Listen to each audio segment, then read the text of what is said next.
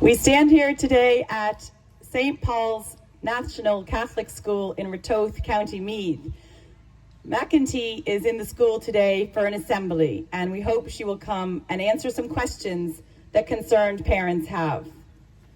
We do not consent to the new curriculum being rolled out in primary school or the existing curriculum currently in post-primary schools. We do not give consent. I wonder, will McEntee, who believes there are 72 genders, meet up with Regina Doherty, who lives down the road, who stated there's 9 genders? Perhaps they can have a debate on just how many genders they believe there is. The curriculum is based on theory, not reality. It's selling our children a lie, not the truth. In fact, every aspect of our society is doing the same. The Ladies Gaelic Football Association even allow males to compete against females in sport. This is unsafe, this is unfair, and this will shatter the dreams of the many girl and women athletes across Ireland. We should not allow males on female pitches. The Gender Recognition Act allows a male to say he's a female, and then he can invade our sports and our single-sex spaces. The Gender Recognition Act must be scrapped. We need to bring back sanity. We need to bring back morality. The curriculum is not only flawed, it's harming vulnerable children. The curriculum and the content in the class ignores child safeguarding and medical best practice. It defies biology, common sense, and parental wishes. I asked the teachers behind me in St. Paul's National School, I asked the principal and the Board of Management, who is going to be accountable when children are harmed from this radical ideology? If you are dismissing medical advice, will your insurance cover your losses, or will you be held personally accountable? Did you know that the books in school have no sign-off and no risk assessment? I have a Freedom of Information reply back from the Department of Education, which confirms to our knowledge that there is no sign-off and no risk assessment. In fact, former Minister for Education, Norma Foley's personal assistant, stated that we should contact the publishers if we have concerns about the content in these books. So we did just that. We wrote to Gill Publishing Company and we wrote to Folens. How did Gill respond? Gill pulled an emergency staff meeting advising them not to engage with parents. We have a leaked email from Gill Education confirming to their staff that they're not to engage with the Natural Women's Council or concerned parents, and they're trying to figure out how to handle us and handle this situation. They've been caught on the back foot. Folens replied to us and said that any concerned or angry parent about what's in their children's classroom should go and contact the teachers. Our teachers are overstretched as it is, and their job is to educate our children. They should not have to be dealing with concerned, angry parents due to content that is damaging to children that has no sign-off. The teachers trust the teachers' unions, such as the INTO, that they pay dues to. The teachers trust the Department of Education and the NCCA, and the teachers assume that this material is going to be signed off on. This could not be further from the truth. So as McEntee comes out of Ratoath National School behind me, St. Paul's, we'll be asking her why the books are not signed off on. Did you know that the curriculum contradicts medical best practice as outlined in the CAS report, which came out in April 2024? This advises against socially transitioning a child, or shall we call it socially engineering a child, indoctrinating a child. It even advises against pronouns. Yet here in Ireland, we have a teacher that broke a court order to stay away from his school because he refused to not turn up at the school where he was kicked out because of not using pronouns for a child. Enoch Burke was 500 days in prison for standing up for his Christian faith and for our children's safeguarding. This is the new Ireland, but we don't accept this new Ireland, and we do not accept McEntee's outrageous policies. Did you know that just a few weeks ago, the UK Supreme Court ruled that sex is based on biology, not ideology? So a woman is based on how we're born, not how a man in a dress feels. I will not apologize to all of the men identifying as women to say, sorry, it's how you feel. It's not how you were born. A woman is born, not worn. Your costume does not make you a woman. I could have saved the UK Supreme Court a lot of time and money by telling them that. And let's hope that Ireland follows the advice and the ruling of the UK Supreme Court. We should not have to spend and waste time and money to prove that woman is based on biological sex. Did you know that millions of your tax euros have been spent to put in psychologists in schools across Ireland? Millions of our euros were allocated to put in psychologists for the mental health crisis. Yet they're refusing to understand what's causing the mental health crisis. We had years of lockdowns and children keeping distance and masked up in schools, sanitizing their hands until their skin came off, and they wonder what's causing a mental health crisis. And now we have children doubting if they're born in the wrong body, wanting to take puberty blockers, hormones, and get irreversible surgeries so boys can become girls and girls can become boys. And instead of understanding the root of the problem, they're putting psychologists in the schools. So what's the agenda? Do you know about the Prohibition of Conversion Therapy Bill of 2018? It's a short bill, 2 pages. Look it up. This bill adds gender identity to the conversion therapy ban. So if this bill passes, what does it mean for you and your child?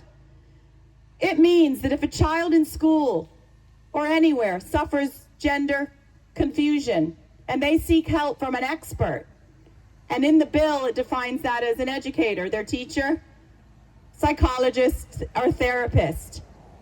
If they seek help and support from these experts, they must be affirmed. Their gender confusion must be affirmed, which means the underlying cause of the gender confusion cannot be explored because that's trying to convert their way of thinking that they're born in the wrong body. And any expert who tries to convert them, if this bill passes, can face prosecution, criminal charges up to €10,000. So your child could go into your child's school, or this school behind me, this primary school, St. Paul's Catholic National School, where McEntee is in there today. They could go into the school not confused, happy in their body, a confident, outgoing child. They could go through a class teaching them they can be a boy, girl, neither, or both. They could seek help and come out as a trans-identifying child. So the schools will become conveyor belts, going in as a normal, healthy child and coming out as a trans-identifying child. This is not the Ireland we want. Minister for Justice, Helen McEntee. Did you know that the primary school curriculum is being transformed? Transformation, or shall we say ripped apart. It's going to educate our children that they should be responsible global citizens. Global citizens, political activists, bringing in Marxist ideologies to support these anti-family, anti-Christian, anti-children, anti-woman ideologues. We do not consent to our children's primary school curriculum being ripped apart before our eyes without proper consultation with parents. They may not learn science, geography, history, or the Irish language, but they'll certainly learn what pronouns they should use and how to be a good social justice warrior. Did you know that Bí Conulta is the new anti-bullying policy being ratified in schools as we speak?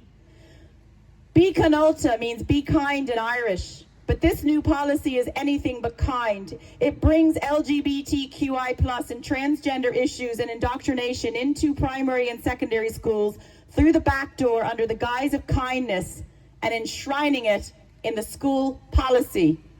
This is not the curriculum, this is your school's policy. Have you been consulted yet? Under the Education Act of 1998, Section 9D, you should have been part of this consultation.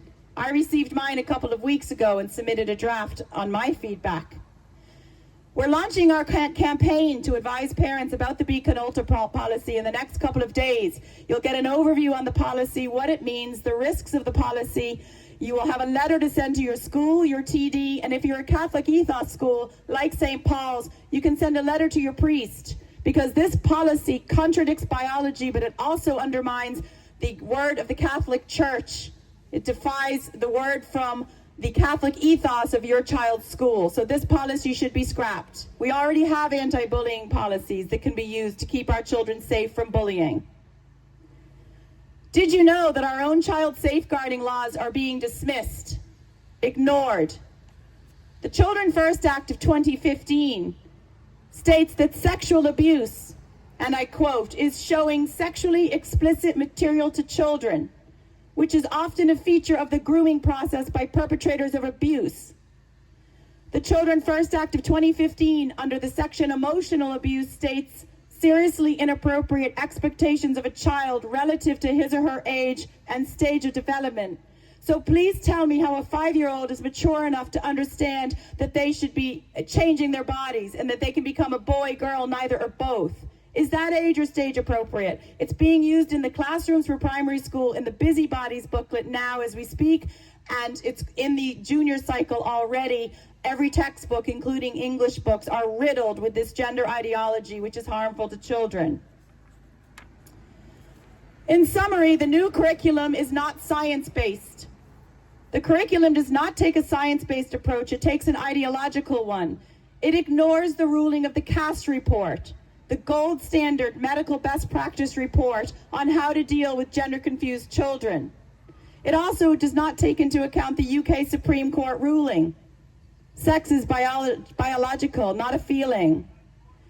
Point number 2 is it's not risk assessed. The material, particularly the highly sexualized content, has not been risk assessed, so it's unclear where the liability lies.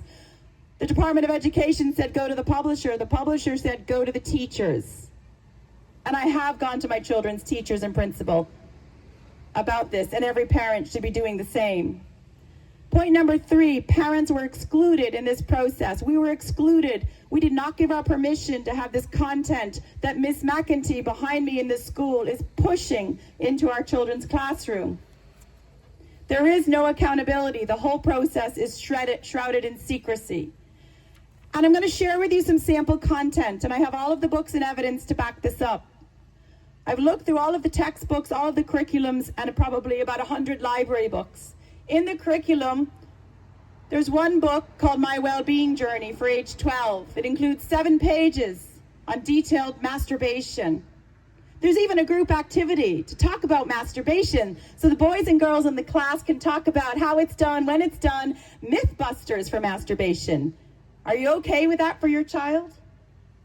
Another book asks children to pair up in group activities to talk about what they may consider an unpleasant sexual experience. And the example that the book gives is violent, forced, painful sex. Do you want your children to hear about this in classrooms? Most parents don't.